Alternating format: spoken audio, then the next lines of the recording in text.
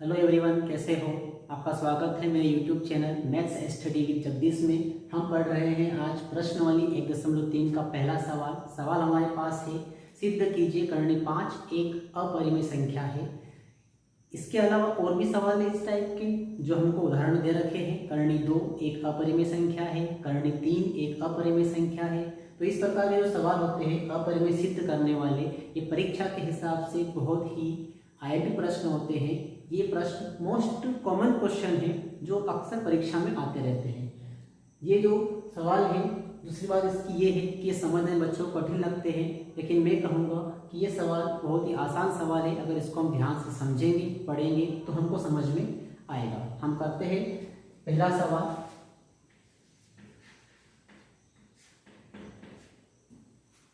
सवाल में हमको पूछा गया है करनी 5 एक अपरिमेय संख्या है। हम इसका उल्टा मान के हल करेंगे। हम ये मान लेंगे कि करनी 5 एक परिमेय संख्या है। यहां मान लेते हैं, माना करनी 5 एक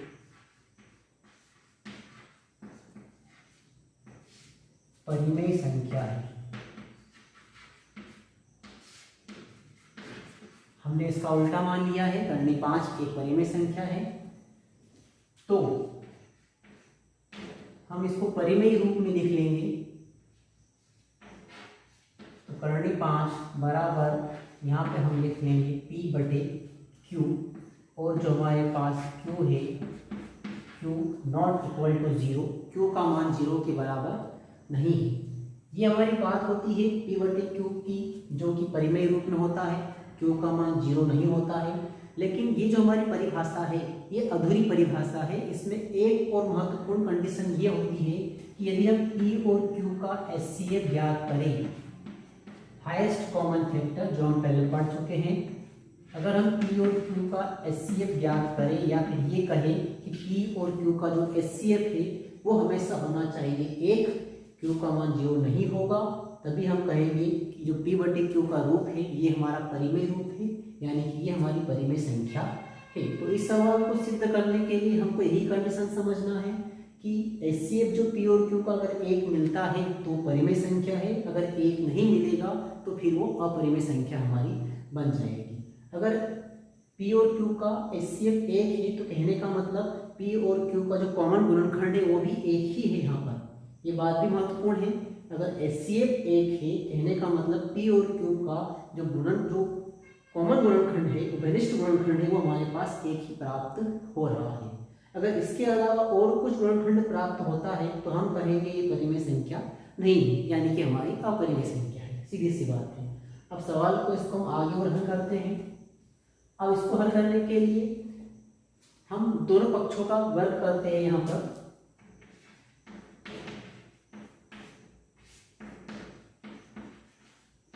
दोनों तरफ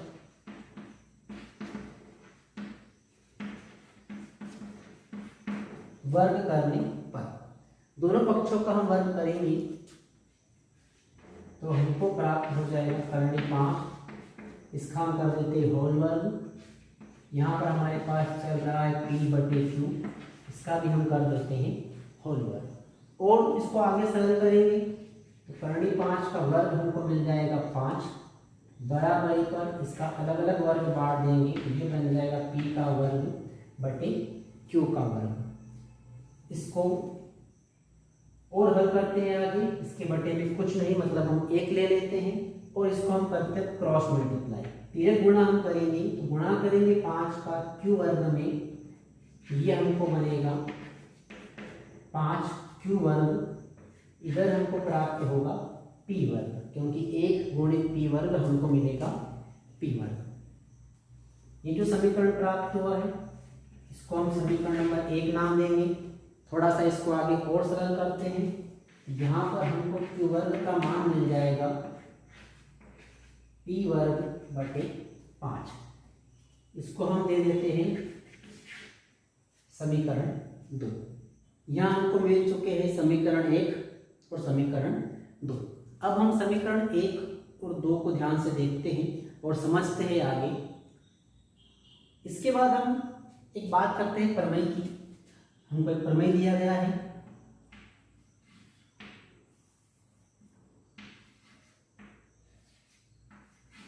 ए वर्ग अपॉन पी। जो हमारी बुक में हमको प्रमेय दिया गया है कि यदि पी कोई अभाज्य संख्या हो और पी ए वर्ग को विभाजित करता है तो जो पी है वो ए को भी विभाजित करेगा। कहने का मतलब यहाँ पर ये है कि पी विभाजित कर रहा है ए वर्ग को, तो पी विभाजित करेगा ए को।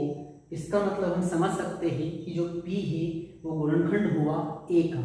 यही कंडीशन हमारे पास यहाँ मिल रही है कि जो 5 है, 5 एक अभाज्य संख्या है और 5 विभाजित कर रहा है पी वर्ग को, तो 5 विभाजित करेगा पी को भी। अगर 5 पी को विभाजित करेगा तो कहने का मतलब यहाँ पर 5 पी का एक गुणनखंड हुआ।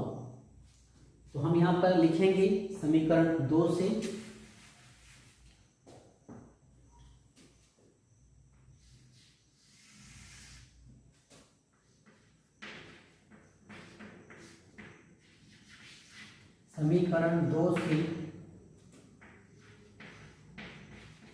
यदि 5 पी वर्ग को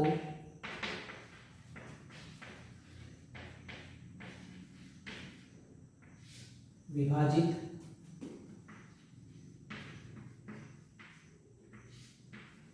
करता है तो 5 पी को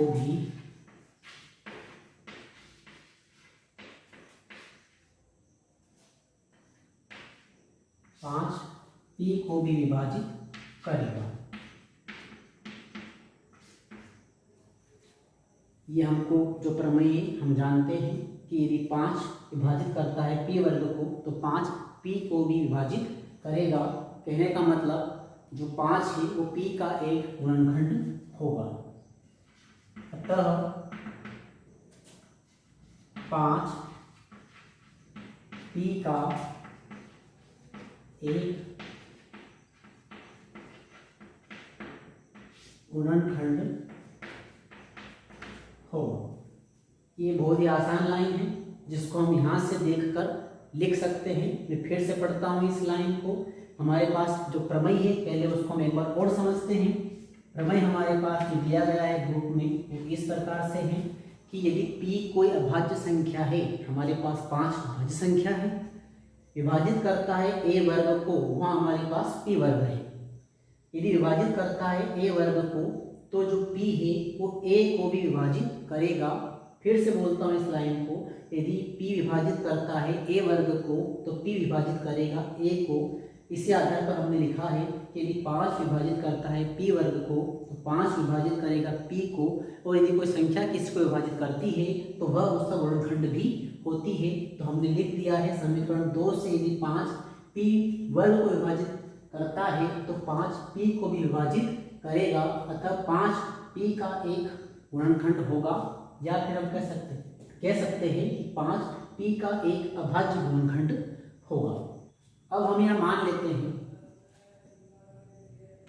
हम मान लेंगे p बराबर 5m। इसको हमने ऐसा क्यों माना? हमने यहाँ पर कहा है, मान लिया हमने यह हमारे पास 25 है तो 25 की गुणनखंड है हमारे पास 5 गुणा 5। जो गुणनखंड है वो इसको विभाजित करते हैं। जो 25 है इसको हमने मान लिया p, जो 5 है वो हमने रखा 5 क्योंकि 5 p का एक गुणनखंड ये हमको मालूम है, और जो गुणनखंड आगे के हैं उसको हमने नाम दे दिया है m। तो इस प्रकार से हमारे पास यहाँ बन चुका है p बराबर 5m। अब हमने हम मान चुके हैं p बराबर 5m।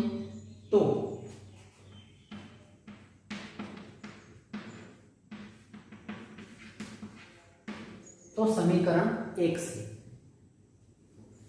या ये कहें हम कि यह मान समीकरण 1 में रखने पर, समीकरण 1 हमारे पास था 5q का वर्ग बराबर p का वर्ग, हमने माना है p बराबर 5m। जहां पर p है वहां हम रखेंगे 5m। तो हम हल करते हैं उसको। 5q का वर्ग हमारे पास पहले ही है बराबरी पर हमारे पास p वर्ग है, लेकिन p को हम मान चुके हैं 5m, तो जहाँ पर p है वहाँ हम रखेंगे 5m, और p के ऊपर वर्ग था तो उसके हिसाब से यहाँ पर भी हमारे पास वर्ग रहेगा। और इसको सरल करते हैं आगे। 5q का वर्ग बराबर 5 का वर्ग, ये हमको मिल जाएगा 25, और m के ऊपर वर्ग आएगा, ये हो जाएगा m वर्ग। इसको हम और सरल करते हैं। q का वर्ग 5 गुणे में है, इसको हम भेजेंगे 25 के बटे में, साथ में हमारे पास चल रहा है m का वर्ग। इसको हम हल कर लेते हैं।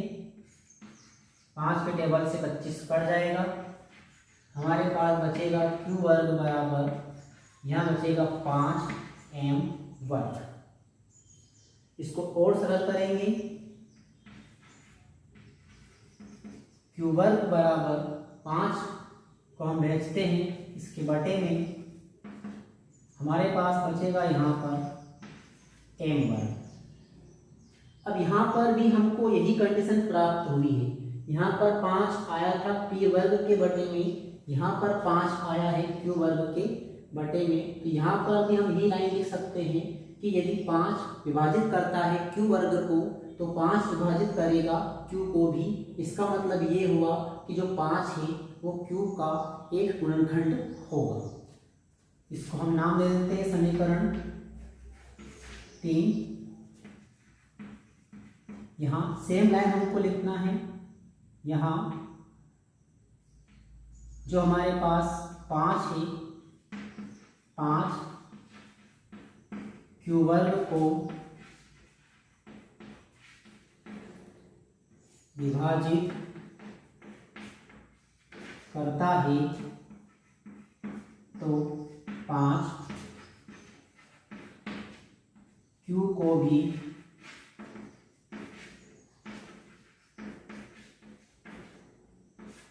विभाजित करेगा। यदि 5 विभाजित करता है q वर्ग को, तो 5 q को भी विभाजित करेगा। इसके बाद हम लिख सकते हैं आगे, अतः 5 q का एक गुणनखंड होगा। अतः 5 q का एक गुणनखंड होगा। हमारे पास यहाँ पर अब देखते हैं हम समीकरण 1 और 2 से। समीकरण 1 व 2 से, समीकरण 1 व 2 से हमको दिख रहा है, यहाँ समीकरण 2 लिख देते हैं हम, समीकरण 2 3। समीकरण 2 से जो 5 है वो p का एक गुणनखंड है। समीकरण 3 से जो 5 है वो q का भी एक गुणनखंड है। इसका मतलब ये हुआ कि p और q का HCF 5 हुआ। अगर 5 गुणनखंड p का है, अगर 5 गुणनखंड q का भी है, तो गुणनखंड जो होता है वही होता है हमारा HCF। तो p और q का HCF हुआ 5, लेकिन अगर 5 HCF होगा तो वह संख्या परिमेय नहीं होगी। इसका मतलब ये हुआ कि जो हमने माना था कि करणी 5 बराबर p बटे q, ये एक परिमेय संख्या नहीं है। अगर परिमेय संख्या नहीं है तो हम कह सकते हैं करणी 5 एक अपरिमेय संख्या है। अतः समीकरण 2 व 3 से हम कह सकते हैं कि करणी 5 एक